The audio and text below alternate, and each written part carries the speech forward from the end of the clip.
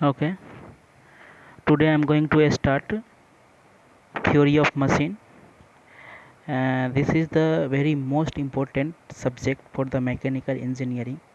Without theory of machine, cannot imagine an mechanical engineer. Okay, so let's start theory of machine. First, we know about what is the theory of machine. Why the need for the study of the theory of machine. Okay, one second.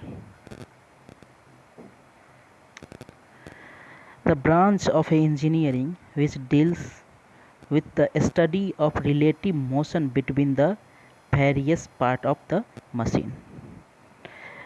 In this definition, where is the relative motion? What is the relative motion? Okay, the relative motion.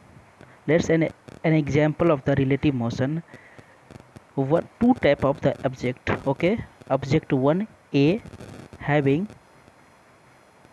10 kilometer per hour its velocity. Okay, and same direction another particle B having 3 meter per second per 3 kilometer per hour velocity. Then relative velocity. What is the relative velocity of B with respect to A? Then it's denote V relative velocity of A with respect to B, यानी कि velocity of A with respect to B is formula VA minus VB. Okay, then what is the velocity of A? I assume 10 minus 3 equal to 7. Then the relative velocity of A with respect to B equal to 7. And in notebook I take example velocity of B is the 10 meter. Okay, and velocity of A is the 3 meter. Then the velocity of B with respect to A, then the VB minus VA equal to 10 minus 3 equal to 7 kilometre per hour. Okay, तो क्या हुआ कि उसमें बोल रहा है कि the branch of engineering science which deals with the study of relative motion between the various part of machine, यानी कि मशीन का जो है ना वेरियस पार्ट डिफरेंट पार्ट्स है, उसका रिलेटिव मोशन को स्टडी करने के लिए उस थ्योरी ऑफ मशीन को पढ़ने का ज़रूरत पड़ा. समझ गया बात को? ये उसका डिफिनेशन हो गया. तो क्या होता है रिलेटिव मोशन, क्यों होता है एक पार्ट्स में? देखो, जैसे 4 बार मैकेनिज्म है. 4 बार मैकेनिज्म इसको बोलते हैं जहाँ पे एक फ्रेम स्ट्रक्चर हो जो फिक्स्ड हो, साथ साथ में इनपुट लिंक हो और अदर आउटपुट लिंक हो. उसको क्या बोलते हैं? फ्रेम बोलेंगे. उसको बोलते हैं इनपुट लिंक बोलते हैं, ये उसको बोलते हैं आउटपुट लिंक बोलते हैं, और उसको बोलते हैं बीच वाले को कपलर बोलते हैं. क्या हो गया? कपलर. ठीक है. यदि इनपुट लिंक में फोर्स अप्लाई करोगे तो क्या होगा? ये इधर रोटेट करेगा. ये इनपुट लिंक यदि स्मॉल लिंक इधर रोटेट करेगा तो ये आउटपुट लिंक भी क्या करेगा? रोटेट करेगा.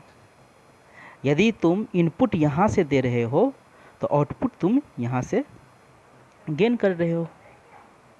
तो यानी कि इसमें क्या हो गया? तुम्हारा रिलेटिव मोशन हो गया. रिलेटिव मोशन क्यों हुआ?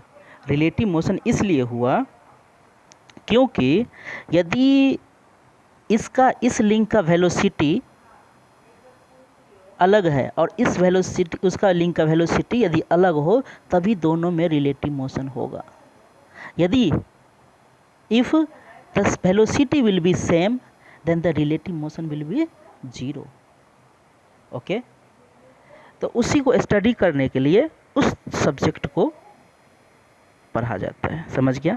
सेकेंड एग्जाम्पल क्या होता है कि 2 शाफ्ट है, एक स्मॉलर शाफ्ट हो गया, एक बिगर शाफ्ट हो गया. ये एक स्मॉलर शाफ्ट, ये बिगर शाफ्ट.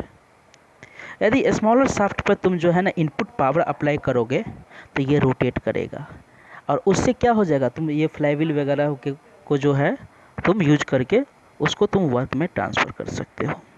समझ गया? जैसे में क्या होता है, तुम लोग जैसे साइकिल हो गया, चाहे बाइक हो गया, उसमें क्या करते हो तुम, एक जगह पैडल देते हो तो उसको तुम रोटेट करवाते हो, पैडल देकर क्या करवाते हो, रोटेट करवाते हो, और उससे चेन के थ्रू ये कनेक्ट कौन रहता है, व्हील कनेक्ट रहता है जो तुमको डिस्प्लेस देता है। तो एनर्जी उसमें कौन इनपुट दे रहा है, इनपुट दे रहा है आदमी, उसको फोर्स अप्लाई कर रहा है, एनर्जी अप्लाई कर रहा है, और उसके बदले में क्या मिल रहा है, तुम्हारा आउटपुट मिल रहा है। तो थ्योरी ऑफ मशीन क्या होता है कि उस मोशन का साथ साथ में कितना तुम फोर्स एनर्जी दे रहे हो और कितना मोशन प्रोड्यूस्ड हो रहा है, और साथ साथ में मेरे को इनपुट कितना दे रहे हो उसका भी मेजर करता है, और साथ साथ में तुम्हारा ये आउटपुट कितना निकल रहा है उसका भी। समझ गया। तो इसीलिए थ्योरी ऑफ मशीन को पढ़ने का ज़रूरत होगा। सेकेंड थिंग अब हो गया, अब जान गए कि रिलेटिव मोशन क्या है। रिलेटिव मोशन क्या होता है, एक सिंपल से वर्ड में समझ लो कि रिलेटिव मोशन यानी कि उसके रिस्पेक्ट में कितना ज़्यादा है। जैसे दो एग्जांपल लेते हैं, एक आदमी ए है, एक आदमी बी है, उसका कमाई है 200 रुपीज़ और उसका कमाई है 100 रुपीज़, ठीक है। तो तुमको ये बोल सकते हो कि मान ली कि रिलेटिव इनकम ऑफ ए कितना है विथ रिस्पेक्ट टू बी, तो बी से कितना ज़्यादा है, 100 रुपया ज़्यादा है ना, बी से कितना ज़्यादा है, 100 रुपया। तो यानी कि income of A with respect to B equal to 100। समझ गया। यहाँ पे देखो income of A with respect to B कितना हो गया तुम्हारा, ये 100 हो गया। समझ गया बात को। उसी तरह से वेलोसिटी होता है, velocity of A with respect to B में क्या हो जाएगा तुम्हारा, velocity of A minus velocity of B. समझ गया। वो रिलेटिव वेलोसिटी कौन स्टडी करता है, जो सब्जेक्ट को स्टडी करने के लिए, तो उसको थ्योरी ऑफ मशीन बोलते हैं। समझ गया। अब देखो मशीन क्या होता है एक, अब नेक्स्ट एग्जांपल में व्हाट इज द मशीन।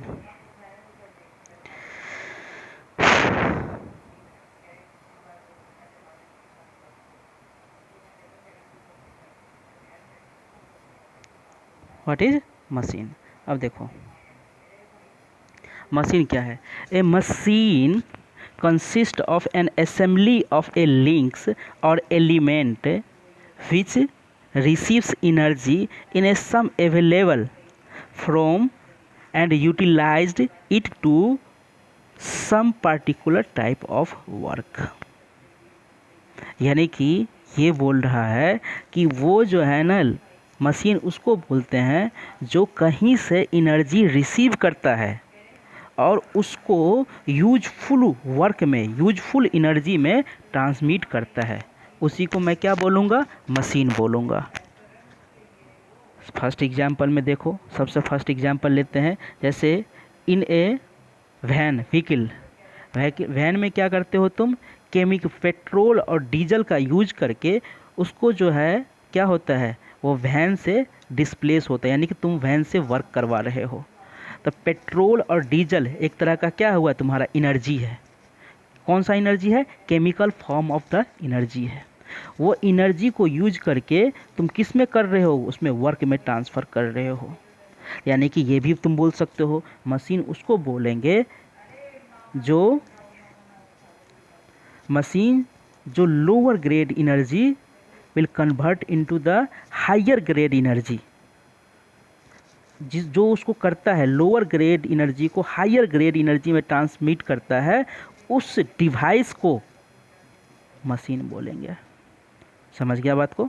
तो यहाँ पे समझने वाली बात है कि लोअर ग्रेड एनर्जी क्या है और हायर ग्रेड एनर्जी क्या है। हायर ग्रेड एनर्जी क्या है कि जो तुमको चाहिए, जिसका ज़रूरत है, उसको मैं बोलूँगा हायर ग्रेड एनर्जी। जैसे मान लिया जाए कि यदि ए से लेकर तुमको बी तक जाना है, डिस्प्लेसमेंट करवाना है, तो मान लीजिए हाथ में तुम पेट्रोल ले लोगे तो नहीं जा पाओगे ना। तो क्या करोगे, इस बाइक में या वैन में उस पेट्रोल को डालोगे और उससे जो है ना कुछ वर्क होगा, वो पेट्रोल जो है ना केमिकल एनर्जी कन्वर्ट होगा किस में, डिस्प्लेसमेंट वर्क में, तब तुम यहाँ से यहाँ तक जाते हो। तो लोअर ग्रेड एनर्जी कौन है, पेट्रोल है। और हायर ग्रेड एनर्जी क्या है, जो तुम वर्क किए, जो डिस्प्लेसमेंट किए। तो डिस्प्लेसमेंट तभी हुआ ना जब कुछ ना कुछ वर्क हुआ, तो lower grade energy will converted into the higher grade energy, और जो उसको करता है उसको मैं क्या बोलूँगा, मशीन बोलूँगा। समझ गया? तो ये डिफिनीशन याद रखना कि a machine consist of assembly of a link और element which receive energy in a some available form.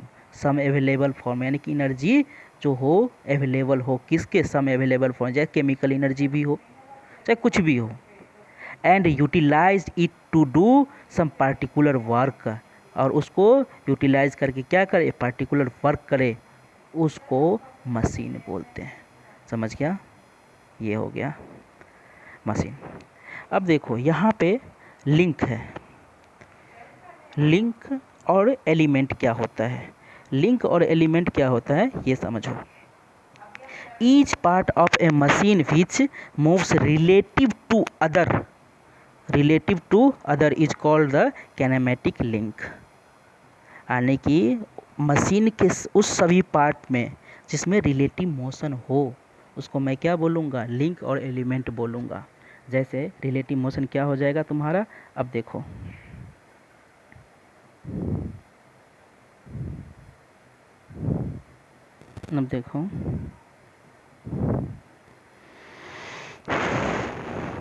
मान लिया जाए ये एक है, ये फ्रेम हो गया तुम्हारा 4 बार मैकेनिज्म है, यानी कि जिसमें 4 बार है, 1 बार 2 बार 3 और 4, ये लिंक कनेक्टेड है 4 बार, और ये इधर रोटेट कर रहा है, ये लिंक ये इधर रोटेट कर रहा है और ये इधर रोटेट कर रहा है। समझ गया? तो क्या हुआ कि इस दोनों के बीच में कुछ ना कुछ मोशन है, कुछ ना कुछ रिलेटिव मोशन है इस दोनों के बीच में, उसको लिंक बोलेंगे। हाँ, लिंक बोलेंगे। समझ गया? या एलिमेंट बोलेंगे। जिसमें रिलेटिव मोशन हो उसको क्या बोलेंगे, लिंक बोलेंगे। जैसे कोई इस तरह का है, अब ये है, तो अब देखो यहाँ से कहीं से भी फोर्स लगाओगे तो ये मूव करेगा, नहीं मूव कर सकता है, तो ये लिंक हो ही नहीं सकता है क्योंकि उसमें रिलेटिव मोशन है ही नहीं। समझ गया बात को? तो जिसमें रिलेटिव मोशन हो उसको मैं क्या बोलूँगा, लिंक बोलूँगा। अब लिंक का टाइप है, type of the link. Link क्या होता है, टू ट्रांसमिट मोशन, जो मोशन को ट्रांसमिट करे उसको मैं लिंक बोलता हूँ। यही तो बोला था ना। देखिए, each part of a machine which moves relative to other, जो एक दूसरे के रिलेटिव में मूव करे और साथ साथ में मोशन को ट्रांसमिट करे, उसको मैं क्या करूँगा, लिंक बोलूँगा। तो लिंक कितने टाइप का होता है, रिजिड लिंक पहला केस, फ्लेक्सिबल लिंक और ये fluid link. Okay, the first we start what is the rigid link. Rigid link में क्या हो जाएगा, तुम्हारा डिफिनीशन पहले देखो कि a rigid link is one which does not undergoes any deformation will transmitting the motion. जब मोशन को जो ट्रांसमिट करे तो लिंक में कोई डिफॉर्मेशन ना हो, no any deformation take place during the transmitting the motion is called the rigid link. Let's example, okay, let's 4 bar mechanism. 4 bar mechanism, in 4 bar mechanism where is the one frame, one input link, other is output link and one is coupler. Okay, when we apply the force on the input link, when we apply the some power on input link, this power will transmit to the output link. Okay, simply say, I say, when we rotate input link, then already outcome to the output link, automatically output link will be rotate. Okay, but during the power transmission, no link undergoes deform, no deformation take place under the link. मतलब ये बोलना चाह रहा हूँ कि power तो transmit हो रहा है लेकिन लिंक का शेप एंड साइज चेंज नहीं हो रहा है, उसको मैं क्या बोलूँगा, तुम्हारा रिजिड लिंक बोलूँगा। समझ गया? तो रिजिड लिंक बोलता है कि ए लिंक का क्या क्या काम है। सबसे पहले लिंक का काम है कि वो पावर को ट्रांसमिट करे, साथ साथ में वेलोसिटी को ट्रांसमिट करे, और क्या हो, रिलेटिव मोशन हो, एक दूसरे के बीच में क्या हो, रिलेटिव मोशन हो। समझ गया? तो रिजिड लिंक क्या हो जाएगा? ए rigid link is one which does not undergoes any deformation will transmitting the motion during. समझ गया? उसको बोलेंगे रिजिड लिंक। समझ गया? अब रिजिड लिंक का एग्जाम्पल देख ले।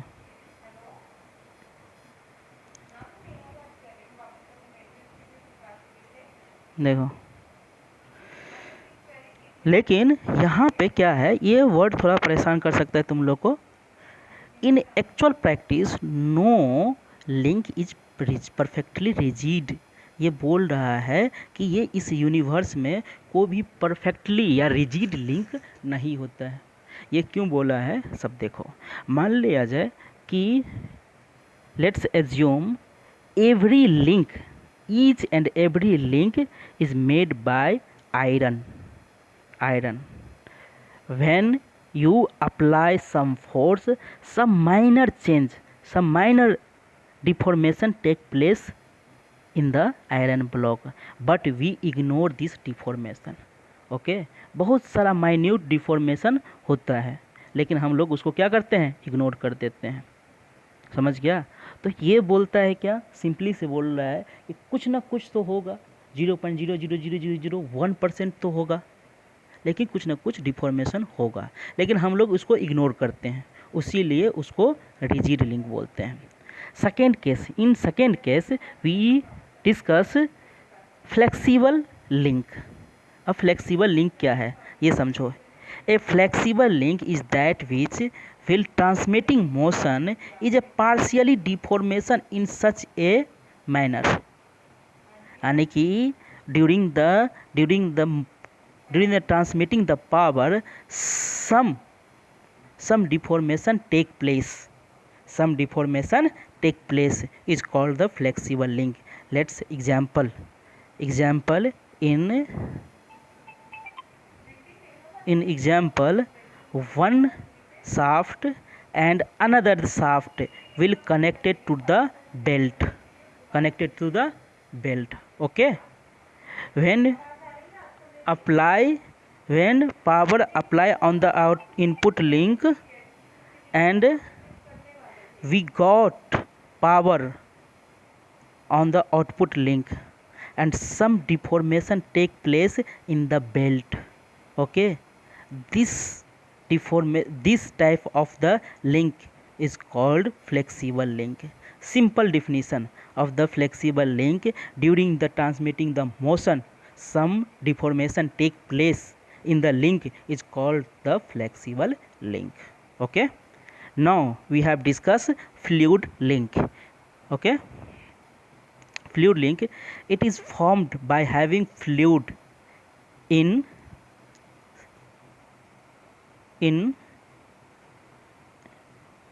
one second.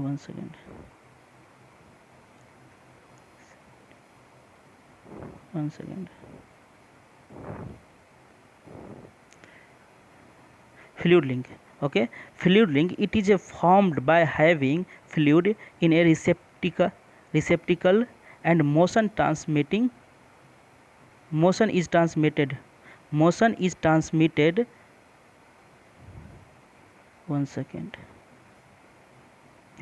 transmitted through the fluid by pressure.